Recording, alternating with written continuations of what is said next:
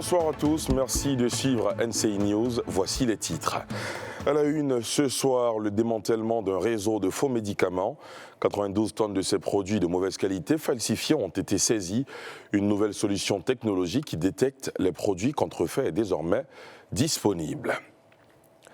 Quel visage présente le boulevard Nangui-Abrogwa à Djamé, 6 mois après une opération de déguerpissement lancée par la mairie? Que deviennent les commerçants ambulants? La salubrité sur cet axe très fréquenté est-elle de mise? On fait le point dans ce journal. À l'étranger, après avoir prêté serment lors d'une cérémonie officielle à Alger, le nouveau président algérien Abdelmadjid Tebboune a officiellement pris ses fonctions ce jeudi. Il succède à Abdelaziz Bouteflika dont il fut le Premier ministre. La lutte pour le retrait du marché des médicaments de mauvaise qualité falsifiés et contrefaits connaît des avancées. De janvier à mi-décembre 2019, 92 tonnes de ces faux produits ont été saisis et mis hors circuit. Autre avancée, les acteurs de la répression de ce commerce frauduleux disposent désormais d'une solution technologique qui détecte les médicaments dangereux pour la santé. Les précisions de Thiemé Dandier et Tanguy Conan. À Bobo, rond-point de la mairie, au pied de cet immeuble qui abrite la pharmacie de Lamé, des officines de vente de médicaments à ciel ouvert. Ici, chaque jour, cet octogénaire et ses camarades proposent aux usagers des soins de produits classés sur la liste des médicaments de qualité inférieure et falsifiés. Pour elle, la qualité de sa marchandise est avérée. Depuis que je vends médicaments, tout ça je prends pour nourrir mes enfants. Mon mari ne travaille pas. Donc c'est avec ça on travaille. Bon, il n'y a personne qui vient dire que vraiment, le médicament que tu m'as donné, que tu m'as fait quelque chose. Je n'ai jamais fait ça. Quand les gens paient le médicament avec moi, là, personne n'a jamais dit qu'en tout cas, si je paye, ils ont dit, ah vraiment, la c'est que tu m'as donné là, ça m'a soigné. Donc ça soigne bien. Ça m'a pas donné une autre maladie. Donc ça soigne bien. Au plateau, plus précisément au siège du comité interministériel de lutte antidrogue, l'on dit le contraire. Nous les appelons les médicaments de qualité inférieure et falsifiés, en abrégé les MKIF.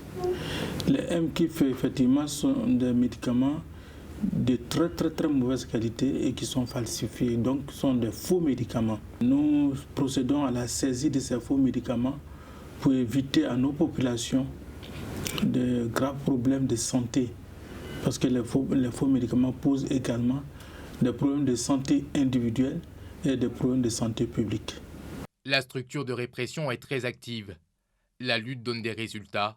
En 2019 jusqu'à mi-décembre, 92 tonnes de ces médicaments avaient été saisies. En fin 2019, nous sommes à environ 92 tonnes de saisies de médicaments de qualité inférieure et falsifiés, les MKIF, c'est-à-dire les faux médicaments. Mais déjà, je voudrais rappeler qu'en 2018, nous avons saisi 200 tonnes de faux médicaments. Depuis un moment, nous étions à 87 tonnes de faux médicaments. Et le mardi dernier, nos services d'application de la loi ont saisi 4 tonnes environ de faux médicaments à Roxy. Sur le terrain, le SILAD bénéficie désormais de l'appui de la centrale d'achat, de stockage et de distribution de médicaments essentiels et des intrants stratégiques. La nouvelle pharmacie de la santé publique de Côte d'Ivoire vient de mettre à la disposition des acteurs et partenaires du médicament une solution technologique, le spectrophotomètre Raman et 2 applications numériques mobiles, à savoir MedSafely et Authentimed. Le projet MEDTIC, porté par la nouvelle PSP, contribue au déploiement de nouvelles technologies pour l'assurance qualité des médicaments Authentimed, application numérique qui devrait permettre l'authentification et la traçabilité des produits pharmaceutiques. MedSafety, application numérique développée avec l'OMS pour la notification en ligne des effets indésirables. Et le spectrophotomètre de Raman, équipement de technologie qui devrait nous permettre également d'un contrôle qualité des médicaments au niveau des frontières, à savoir les ports, aéroports et frontières terrestres. Financés dans le cadre du projet de l'initiative 5% Expertise France, ces outils technologiques de lutte contribuent à garantir la qualité des médicaments. La commune d'Adjamé reste l'une des communes les plus touchées par ce trafic de médicaments contrefaits ou falsifiés. À Djamé, où se trouve aussi le boulevard Nangui à Brogua, il s'agit de l'artère la plus fréquentée de la commune. 6 mois après l'opération de déguerpissement lancée par la mairie d'Adjamé, que deviennent les commerçants ambulants sur cet axe routier où cohabitent anarchie et insalubrité? À l'approche des fêtes de fin d'année, le boulevard Nangui à Brogua est-il fréquentable? Dans quel état se trouve-t-il? Les réponses dans ce sujet de Roger Appé et Eric Kimo.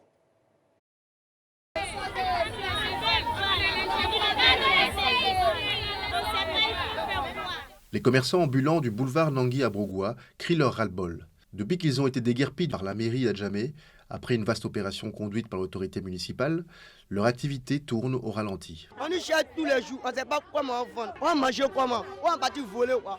On ne peut pas partir voler, on n'est pas moins, on va faire quoi pour prendre un magasin pour payer. Pour faire respecter l'ordre, la mairie a recruté 350 agents de sécurité. Leur mission, empêcher les commerçants récalcitrants de s'installer sur la voie. En cette période de fête où le boulevard Nangui à Brogua est bondé de monde, la mission de ces agents est souvent périlleuse. Chaque jour, ces hommes en bleu font face à des confrontations avec les commerçants. Nous insultons tous les jours, nous sommes habitués à ça. Nous insultent, nous lancent des pieds, nous saisissent le col avec les éléments, on se poursuit sur le boulevard, on est dedans. On prend les bras, on va à la mairie. Même si pour les conducteurs et autobus, cette opération est saluée, ce n'est pas le cas de certains clients venus des communes environnantes faire des achats pour les fêtes de fin d'année. C'est vraiment difficile parce que les gens ont été déguerpis, c'est une bonne chose. Mais actuellement, pour trouver des articles, c'est vraiment difficile. Depuis le matin, je suis là et je tourne en rond, je ne retrouve pas ce que je suis venu chercher. Il faut pouvoir monter les escaliers alors qu'on ne maîtrise pas trop les couloirs d'Adjamé. Pour recaser ces commerçants ambulants, la mairie a pris plusieurs mesures. Ce que nous avons d'emblée fait tout pour recaser, c'est ceux qui étaient sur des sites officiellement établis pour le commerce, mais qui créaient quelques désagréments. Donc ceux-là, nous avons le devoir de leur trouver un sachet. C'était une obligation pour nous. Mais pour les autres, quelqu'un qui met un sachet sur le boulevard, sur le tronçon de bus, moi je ne pense pas qu'il soit une première. L'aspect social fait que nous leur avons proposé, mais ce qu'ils ne vous ont pas dit, c'est qu'ils trouvent que ces places sont chères. En attendant que la mairie d'Adjamé trouve des solutions pour caser ces commerçants ambulants, la lutte entre agents de sécurité et commerçants continue de faire rage sur le boulevard Nangui à Brogua. Adjamé, comme les autres communes du district d'Abidjan, doivent avoir fière allure. C'est le message passé par le ministre ivoirien de la ville à l'endroit des maires du district d'Abidjan. Lors d'une rencontre au plateau, il a été question de l'embellissement du district dans son ensemble à l'approche des fêtes de fin d'année. Pierre Dipomélin. Les occupants du domaine public sur les voies principales des 13 communes du district d'Abidjan vont être déguerpis à quelques jours des fêtes de fin d'année. Les animaux en divagation seront traqués. Place à l'embellissement. C'est l'essence du message du ministre de la Ville, François-Albert Amichia, face au maire du district d'Abidjan. Le président de la République, en créant un ministère dédié spécialement à la ville, a voulu montrer sa volonté de permettre à nos villes de se développer de manière durable. En cette fin d'année, il a souhaité que messieurs les élus renforcent leurs efforts pour rendre nos villes un peu plus attrayantes, plus attractives, que les Ivoiriens, les concitoyens, mais surtout particulièrement ceux de la ville d'Abidjan, puissent passer ces fêtes de fin d'année dans de bonnes conditions. Message bien perçu par le président de la fêtière des élus locaux. Donc c'est une rencontre très importante qui nous invite et qui nous engage à agir pour la qualité de vie de l'ensemble de nos concitoyens pour que les fêtes de fin d'année nous apportent plus de joie et encore plus de fraternité pour un meilleur vivre ensemble. La question des nuisances sonores a été également évoquée, ainsi que l'utilisation des pétards. Les pétards font beaucoup de mal, particulièrement à nos enfants. Le ministre en charge de la sécurité a déjà pris un arrêté, n'est-ce pas, d'interdiction de l'utilisation des pétards. Je pense qu'en temps opportun, son département ministériel communiquera sur cet arrêté ministériel, son application, mais aussi les sanctions qui peuvent s'en suivre. Le ministère de la Ville a été institué en octobre 2018. Il vise à penser le développement harmonieux des villes ivoiriennes. Abidjan, qui est la vitrine du pays, s'est engagé dans la lutte contre le désordre urbain à travers la démolition de plusieurs sites irréguliers. Comment réagir face à une attaque menée par des individus armés sur un pétrolier? On n'en est pas encore là, heureusement, mais mieux vaut prévenir tout risque. C'est ce que fait la Société nationale d'opération pétrolière de Côte d'Ivoire, Petroci. qui a initié un exercice grandeur nature en vue de tester son mécanisme de gestion de crise. L'opération a eu lieu sur le canal de Vridi en présence de Yeli Traoré et Eric Kimon. La Société nationale d'opération pétrolière de Côte d'Ivoire, Petrosi, a effectué une simulation d'attaque par des individus armés sur un navire pétrolier. Cet exercice grandeur nature, qui permet de tester les mécanismes de gestion de crise, a eu lieu ce mercredi 18 décembre sur le canal de Vridi. Ce matin, nous avons eu cas à une attaque d'individus malveillants qui sont rentrés, qui ont pris en otage nos agents sur le quai Petrosi. Ils ont déposé des explosifs et nous avons déclenché notre plan d'intervention qui a fait intervenir la gendarmerie du port, toutes les forces de sécurité, et ces individus ont été neutralisés. Le canal de Vridi, c'est la seule porte d'entrée de tous les navires qui viennent du monde entier.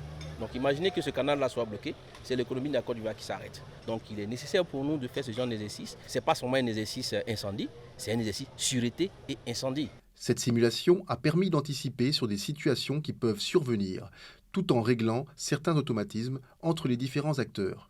De l'alerte lors des premiers coups de feu à la neutralisation des assaillants. Un exercice annuel qui rentre dans le cadre de la sécurisation de la plateforme de Petrosi. Ce sont des exercices récurrents, annuels, qui nous permettent de tester notre réactivité, non seulement à notre niveau, mais au niveau de l'ensemble des services et des sociétés qui sont maillés dans l'organisation de lutte générale contre les sinistres. Nous faisons la cuisine généralement avec du gaz butane. Eh bien, ce gaz butane est apporté, par exemple, par ce bateau qui est derrière moi. Si la zone où ce bateau est attaqué, vous voyez qu'il y a danger. Que l'infrastructure qui reçoit le bateau qui, chaque semaine, ravitaille la Côte d'Ivoire en butane, nous devons sécuriser ces infrastructures. À noter que cet exercice de simulation a fait une victime parmi les forces de l'ordre et 3 assaillants neutralisés. Il s'est effectué dans une parfaite synergie d'action entre responsables de la sécurité de Petrosi, la police, la gendarmerie et les sapeurs-pompiers du port d'Abidjan. Le calendrier scolaire officiel prévoit le début des congés de Noël pour ce vendredi 20 décembre. Souvenez-vous, la semaine dernière, des élèves ont essayé d'anticiper et aller plus tôt en vacances. Cela a donné lieu à des mouvements de violence qui ont engendré des morts. Depuis, la ministre de l'Éducation nationale avait annoncé des mesures allant jusqu'à la radiation du système de tous les élèves coupables. Une semaine après les événements, l'une de nos équipes de reportage s'est rendue sur le terrain, voir si les cours dans les écoles suivent leurs cours. Dans la plupart des établissements visités, tout va bien. On le verra dans nos prochaines éditions. Après avoir prêté serment lors d'une cérémonie officielle à Alger, le nouveau président algérien Abdelmadjid Tebboune a officiellement pris ses fonctions ce jeudi. Il succède à Abdelaziz Bouteflika, dont il fut le Premier ministre.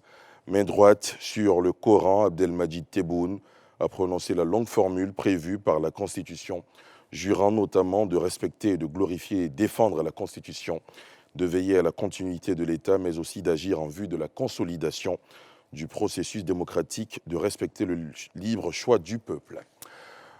Aux États-Unis, la Chambre des représentants a adopté hier un second chef d'accusation contre Donald Trump, entrave au travail du Congrès en raison de son refus de participer à l'enquête en destitution le visant. Le président américain Donald Trump lui dénonce la haine des démocrates du Congrès. Pendant que nous créons des emplois et que nous nous battons pour le Michigan, la gauche radicale au Congrès est rongée par l'envie, la haine et la rage. Vous voyez ce qu'il se passe, a-t-il lancé lors d'un meeting de campagne depuis la ville de Battle Creek.